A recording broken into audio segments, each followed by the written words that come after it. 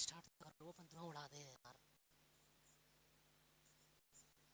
YouTube YouTube सब पे trend में रहे हैं।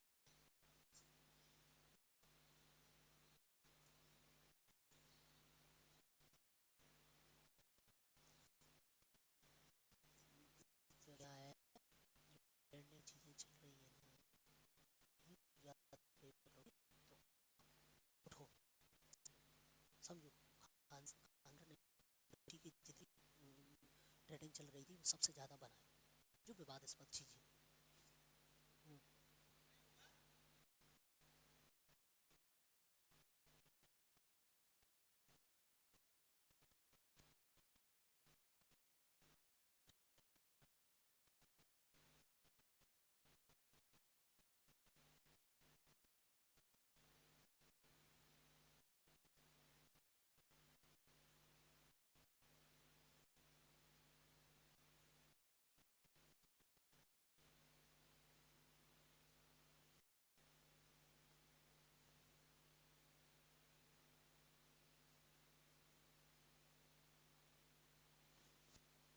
चलिए, good evening.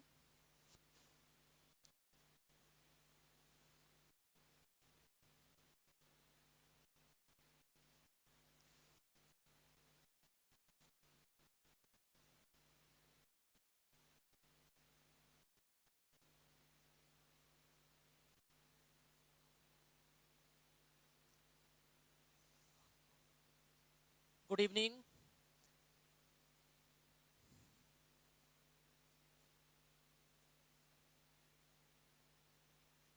Okay,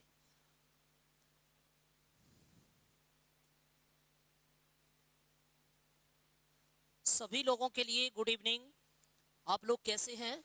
I hope कि आप लोग सभी अच्छे होंगे। देखिए दोस्तों, सबसे पहले तो आप एक काम कीजिए, सभी दोस्तों को अपने व्हाट्सएप पे शेयर कर दीजिए, फेसबुक पे शेयर कर दीजिए, और जितने भी आप लोगों के दोस्त हैं और सभी लोगों को इंस्टाग्राम पे भी शेयर कर दीजिए। देखिए दोस्तों, थोड़ा सा मैं भी शेयर कर देता हूं, उसके बाद मैं आप लोगों की क्लास स्टार्ट करने वाला हूं।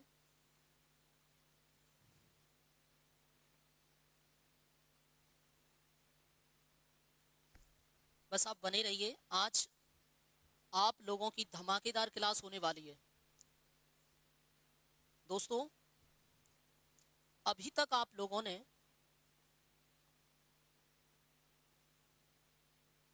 भारतीय संविधान अन्य टीचरों से पढ़ा होगा, लेकिन अब आपको बेसिक तरीके से बहुत अच्छे से आपको समझ में आने वाला है। आप लोग बने रहिए बस।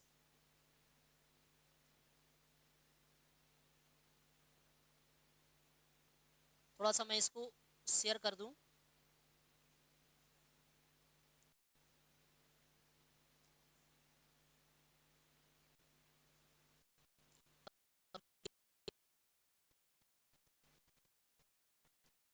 इतने लोग हैं,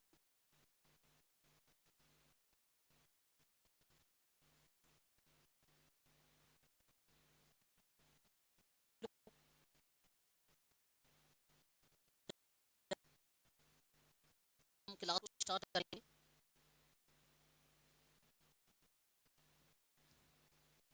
देखिए, आज जो आप संविधान पढ़ने वाले हैं, तो संविधान में मैं आपको थोड़ा सा बेसिक समझाता हूं कि एक्चुअली में हम लोगों को संविधान समझ में क्यों नहीं आता है, कहाँ हमें दिक्कत आती है, और कहाँ पेपर में प्रश्न आते हैं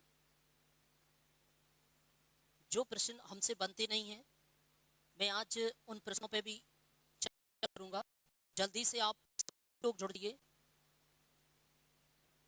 बस अपन सीधे स्टडी पर पहुंचते हैं।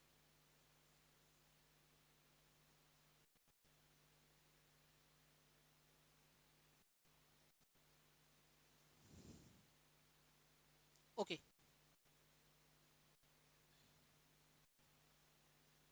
चलिए, तो राधे राधे आप सभी लोगों को।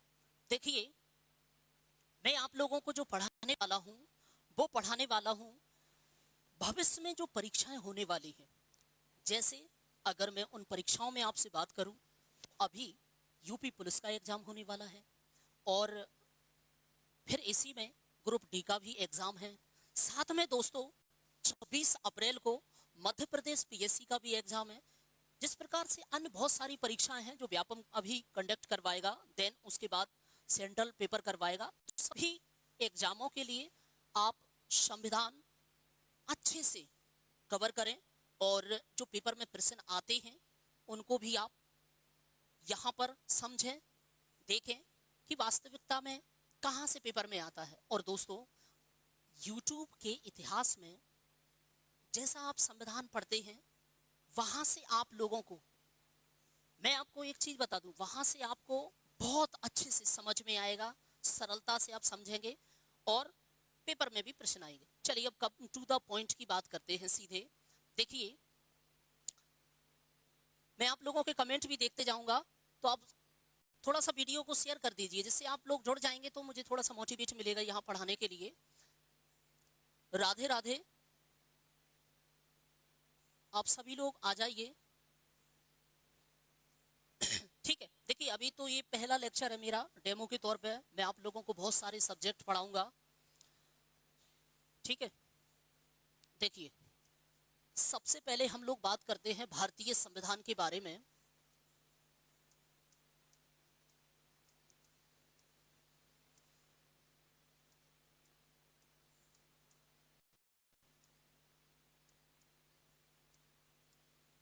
देखिए दोस्तों, जब हम संविधान को प्रारंभ करते हैं या हम पढ़ते हैं, उससे पहले हमें ये समझना पड़ता है कि जब हमारे देश में अंग्रेज आए तो अंग्रेजों ने सबसे पहले कहां पर शासन किया और कहां पर अंग्रेज हमारे देश में घुसे और वहां पर रहने लगे। तो मैं आपको बता दूं, संविधान पढ़ने से पहले आप लोगों को पढ़ना पड़ेगा कि बंगाल में अंग्रेजों का आधिपत्य, यानी कि सबसे पहले बंगाल को अंग्रेजों ने अपने अधीन किया और बंगाल में अपना शासन स्थापित किया। फिर इसके बाद धीरे धीरे भारत के अन्य क्षेत्रों में कंप्लीट रूप से अंग्रेजों ने शासन कर लिया। जब अंग्रेजों ने शासन कर लिया कंप्लीट रूप से, तो फिर उसके बाद फिर अंग्रेजों ने अपने चारों तरफ व्यापार बढ़ाए और व्यापार बढ़ाने के बाद भारत के लोगों पर शासन किया। क्लियर? देखिए, बिल्कुल आप बेसिक से समझो। देखिए, सबसे पहले मैं आपसे बात करता हूं 1757 का प्लासी का युद्ध। 1757 में जब प्लासी का युद्ध हुआ, तो 1757 के प्लासी के युद्ध को जीतने के बाद अब अंग्रेजों को लगने लगा कि अब हम बंगाल में अपना शासन कर सकते हैं और धीरे धीरे अपना व्यापार बढ़ा सकते हैं। देन इसके बाद 1760 में बोंडीबोस का युद्ध हुआ। बोंडीबोस का युद्ध भी अंग्रेजों ने जीत लिया। देन इसके बाद 1764 में बक्सर का युद्ध हुआ। तो बक्सर के युद्ध को जीतने के बाद बंगाल में अंग्रेजों का कंप्लीट रूप से शासन हो गया। क्लियर है? देखिए, अगर मैं आपसे बात करूं भारतीय संविधान के बारे में, तो भारतीय संविधान को दो बेसिक स्ट्रक्चर में हम लोग पढ़ते हैं दोस्तों। एक जो हम पढ़ते हैं वो पढ़ते हैं ईस्ट इंडिया कंपनी के अंतर्गत।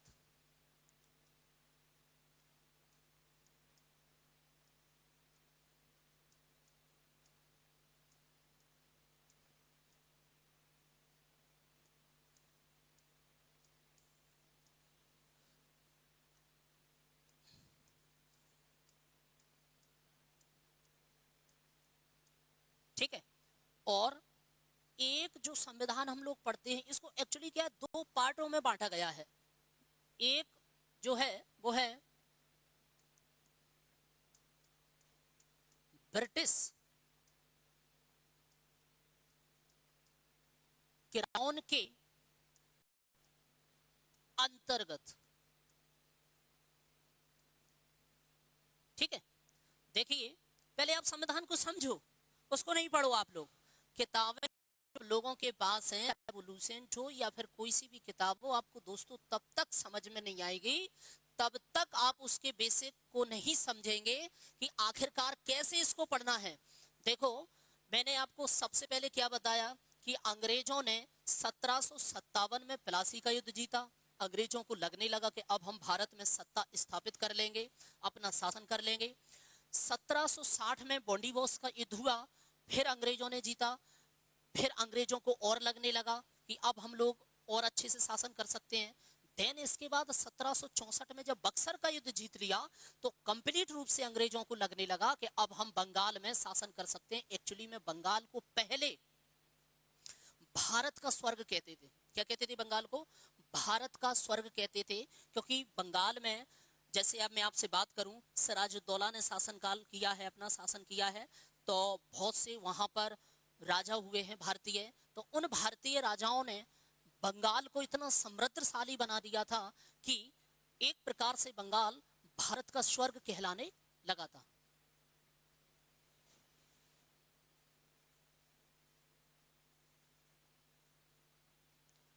ठीक है, देखिए, चूंकि मैं आपसे बात कर रहा हूं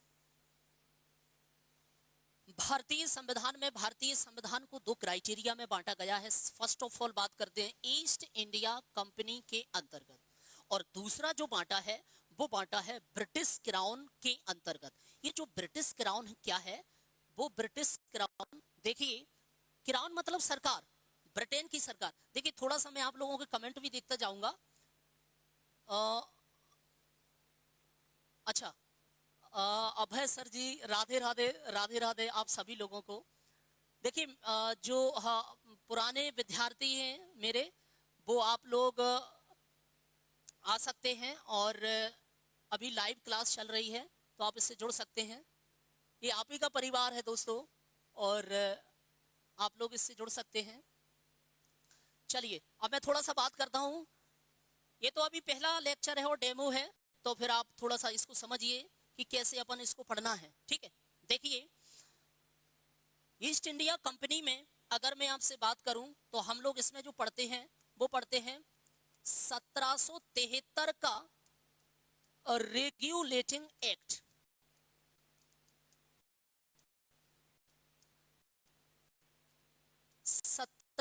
तिहत्तर का रेगुलेटिंग एक्ट, क्लियर है।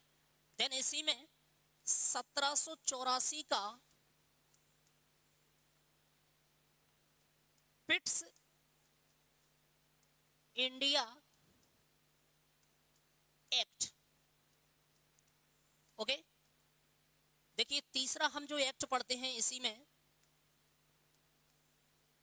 1793 का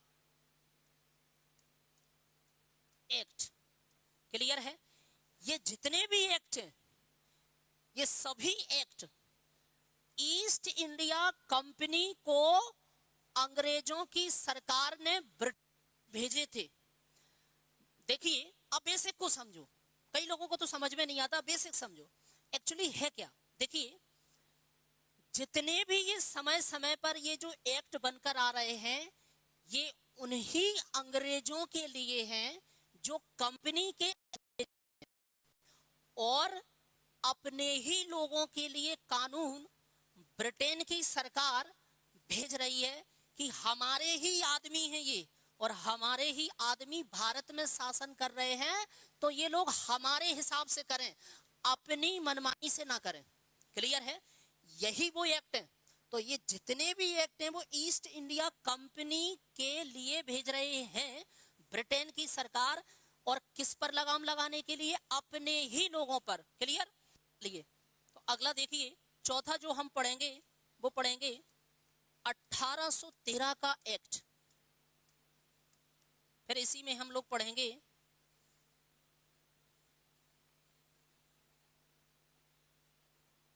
1833 का एक्ट। क्लियर है, फिर हम इसी में बात करेंगे 1853 का एक्ट। क्लियर, चलिए अब देखिए थोड़ा सा हम इसमें बात करें तो 1858 का, क्या ये 1858 का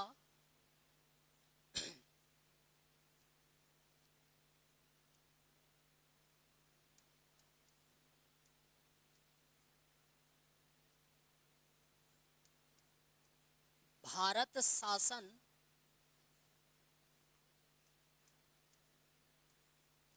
अधिनियम, क्लियर। दूसरा देखिए, फिर हम इसी में पढ़ेंगे 1861 का, ठीक है। फिर इसी में पढ़े, देखिए मैं तो आप लोगों को आज पढ़ा नहीं रहा हूं, आपको बेसिक स्ट्रक्चर बता रहा हूं, आखिरकार आपको पढ़ना कैसे है। राधे राधे आप सभी लोगों को, सभी लोग जुड़ जाइए और सभी लोग कमेंट कीजिए, जिससे आपके कमेंट मुझे मोटिवेट करेंगे और मुझे अच्छा लगेगा कि आप लोग पढ़ रहे हैं, और मुझे लगेगा कि आई होप कि आप लोगों को समझ में आ रहा है। तो आप लोग थोड़ा सा कमेंट कीजिए। फिर आप इसी में पढ़ेंगे 1892 का एक्ट, ठीक है। फिर आप, मैं इसी में बात करूं आपसे तो फिर आप 1909 का पढ़ेंगे, क्लियर।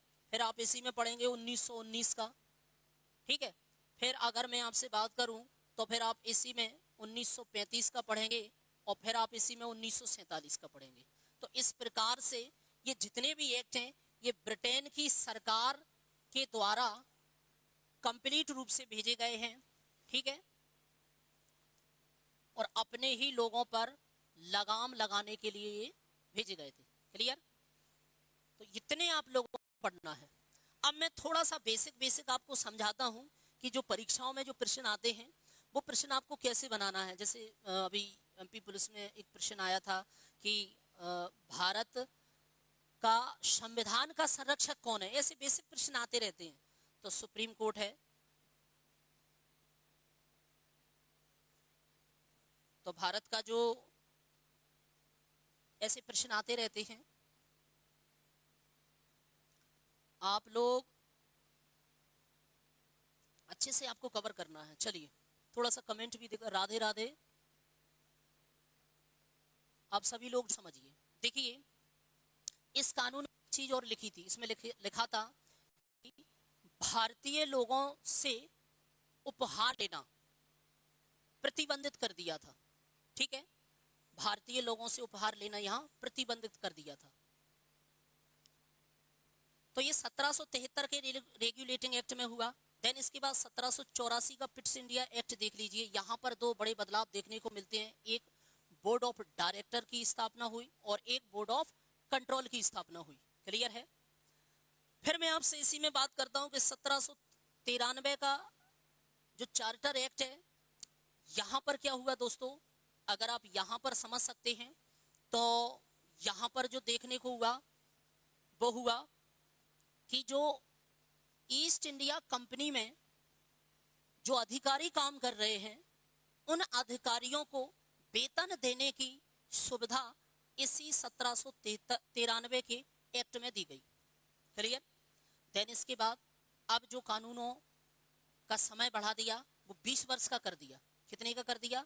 20 वर्ष का कर दिया। तो 1793 के बाद अब जो ईस्ट इंडिया कंपनी के लिए कानून बन के आएगा ब्रिटेन से, वो 20 वर्ष के बाद आएगा, क्लियर। तो अब 20 वर्ष के बाद यानी कि 1793 में 20 जोड़ेंगे तो 1813। अब जो कानून आया वो 1813 में आया, क्लियर है।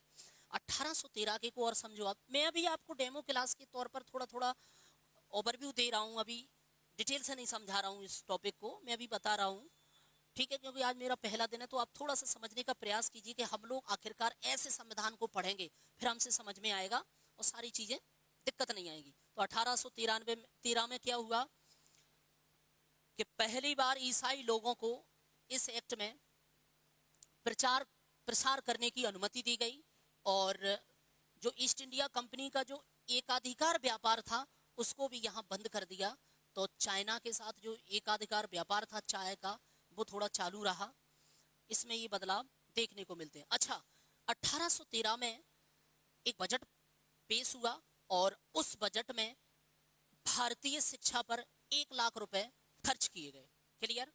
इसके बाद 20 वर्ष के बाद फिर से कानून आता है, तो 1813 से 1833 में आएगा। 1833 की अगर मैं आपसे बात करूं तो यहाँ पर जो गवर्नर जनरल बना वो लॉर्ड विलियम बेंटिक बना, और लॉर्ड विलियम बेंटिक ने कुछ ऐसी प्रथाएं थी जिनको बंद करवा दिया। जैसे से बात करूं सती प्रथा, उस समय सती प्रथा का बहुत ज्यादा क्रेज था।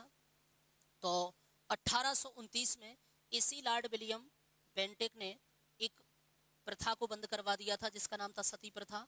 तो ये राजा राम मोहन राय साहब के मार्गदर्शन के कारण ये प्रथा बंद हो गई थी। क्लियर है।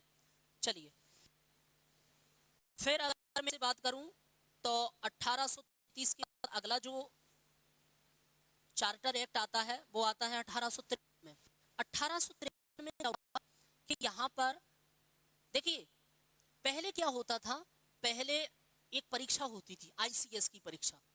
तो आईसीएस मतलब इंडियन सिविल सर्विस की एक परीक्षा होती थी, और एक प्रकार से आज जो परीक्षा है वो यूपीएससी की परीक्षा है, पहले उसको आईसीएस नाम देते थे। तो पहले क्या हुआ कि 1833 के एक्ट में इस परीक्षा का आयोजन किया गया, और 1853 में ये खुली प्रतियोगिता का आयोजन किया गया कि इसमें कोई भी परीक्षा दे सकता है, और उस परीक्षा को देने के बाद कोई भी इसको पास करने के बाद इसमें जॉब कर सकता है। ठीक है। तो यहाँ पर 1853 में खुली प्रतियोगिता का आयोजन किया गया। क्लियर है। 1853 के एक्ट के बाद 1854 में मैकाले की एक समिति बनी थी, जैसे आपने सुना भी होगा। मैकाले की एक नीति थी जैसा आप पढ़ते हो। ठीक है। फिर अगर मैं आपसे बात करूं 1858 के बारे में, तो 1858 का जो भारत अधिनियम है वो एक प्रकार से मैग्ना कार्टा है। तो ये ब्रिटेन की महारानी विक्टोरिया के द्वारा भेजा गया था। इसमें आप समझ सकते हैं कि 1858 से पहले अगर आप जाएंगे तो 1 साल पहले जाएंगे तो 1857 की यहाँ क्रांति हुई थी, और अंग्रेजों की तरफ से जो क्रांति में भाग लिया था लॉर्ड कैनिंग ने लिया था। महारानी लक्ष्मी यहाँ अंग्रेजों के दांत खट्टे कर दिए थे 1857 में, लेकिन फिर भी एक महिला लड़ रही थी, उन्होंने बहुत हिम्मत दिखाई और आखिरकार अंग्रेजों को एक प्रकार से खदेड़ा। बाद में जाके आप समझ सकते हैं कि कुछ लोगों ने साथ नहीं दिया, इस कारण से आज 1857 की जो क्रांति है वो अंग्रेजों ने जीत ली थी। चलिए फिर मैं आपसे इसी में बात करूंगा। तो आप यहां से एक प्रश्न आता है 1858 से कि क्रांति के समय कौन अंग्रेजों की तरफ से नेतृत्व कर रहा था, तो आप बता सकते हैं कि लॉर्ड कैनिंग कर रहा था। क्लियर है। 1861 का अधिनियम में एक्चुअली में क्या है ये देखिए, 1861 में क्या हुआ कि आप देख सकते हैं कि सत्येंद्रनाथ टैगोर ने आईसीएस की जब परीक्षा दी तो उस परीक्षा को पास करने के बाद ये विधि आयोग के सदस्य बनाए गए थे 1861 में। क्लियर है। और यहां पर कुछ राजाओं को बैठक में भाग लेने का छूट दी थी अंग्रेजों के द्वारा। फिर 1892, तो 1892 में हम थोड़ा सा देख सकते हैं कुछ अंग्रेजों के द्वारा, इस एक्ट में कुछ अंग्रेजों के द्वारा भारतीय लोगों को कुछ छूट मिली। और आप 1909 के को देख सकते हैं, तो इसमें मार्ले मिंटो, ये एक्चुअली में देखिए इसको समझने का प्रयास, ये 1909 का जो कानून है, ये 1909 का कानून में आपको बात करूं, यहीं से भारत में एक प्रकार से जातिवादी में फूट हो गई थी। समझ रहे हो आप। यहीं से 1909 के जातिवादी में फूट हो गई थी। अगर मैं आपसे बात करूं इसी एक्ट में, तो 1909 का जो एक्ट है वो एक प्रकार से हिंदू और मुसलमानों के लिए रूप से, यानी कि अलग अलग चुनाव करवाने की यहां पे परमिशन दे दी गई, और चुनाव में वही लोग खड़े होंगे जो अपने धर्म से है। जैसे मुसलमान के लिए मुसलमान खड़ा होगा तो वो वोट वही लोग डालेंगे।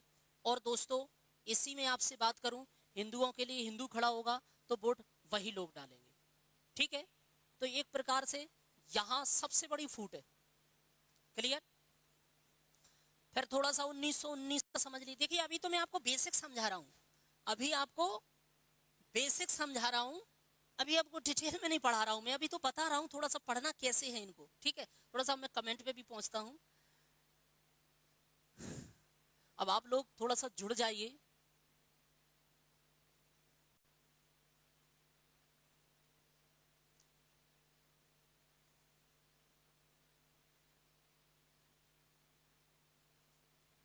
चलिए ठीक है, ओके। देखिए ये मॉन्टेग्यू चेम्सफोर्ड सुधार 1919 से काला कानून भी कहते हैं, और साइमन कमीशन आयोग इसी समय बना था। तो हमारे देश में 1927 में ये वापस आ गया था, और इसके बाद 1935 का भारत शासन अधिनियम पढ़ते हैं, और इसके बाद आधा संविधान यही बन चुका था। देन इसके बाद 1947 का पढ़ेंगे, क्लियर है। देखिए हम इसके बारे में अच्छे से डिटेल में अब चर्चा करेंगे, एक एक एक्ट के बारे में, और इन एक्टों को पढ़ने के बाद फिर संविधान बनाएंगे। संविधान देखो आप, मेरे पढ़ाने का एक फंडा है, फंडा ये है कि जब भी मैं कोई भी टॉपिक पढ़ाता हूं तो उसके बेसिक स्ट्रक्चर को समझाता हूं। जब तक आप लोग उसके बेसिक स्ट्रक्चर को नहीं समझेंगे आप लोगों को समझ में नहीं आएगा, और समझ में नहीं आएगा तो फिर आप लोग समझ सकते हैं पेपर में प्रश्न नहीं बनेगा। तो मैं डायरेक्ट नहीं पढ़ाता कोई भी टॉपिक को, मैं उस टॉपिक को सबसे पहले बेसिक स्ट्रक्चर उसका समझाता हूं, देन उसके बाद फिर हम लोग डिटेल में जाते हैं, क्लियर है। चलिए ओके, तो मैंने आप लोगों को थोड़ा सा समझाया है इसको, मैं आगे आप लोगों को अन्य सब्जेक्ट भी पढ़ाऊंगा। ये तो पहला अभी लेक्चर है, ये तो आपको ये पढ़ाया नहीं है, तो वैसे ही समझाया है आप लोगों को। तो आई होप अगर आप लोगों को वीडियो अच्छी लगी तो वीडियो को शेयर करें, लाइक करें, कमेंट करें। तो आज इतना ही, जय भारत, मिलते हैं नेक्स्ट टॉपिक पे, धन्यवाद।